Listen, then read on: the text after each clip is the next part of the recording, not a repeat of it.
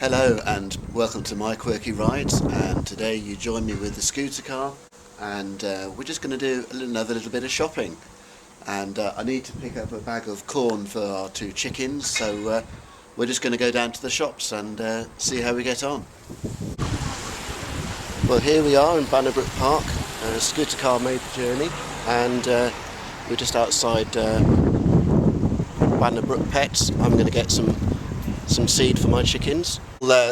Unfortunately, tragedy has struck and my battery has died, so I've not been able to capture any film footage today, but did manage to get the bit of shopping done, and as we see here, got my chicken feed.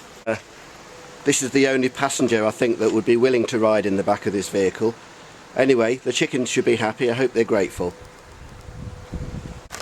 So thanks very much for watching, and I'll see you in another video. Bye.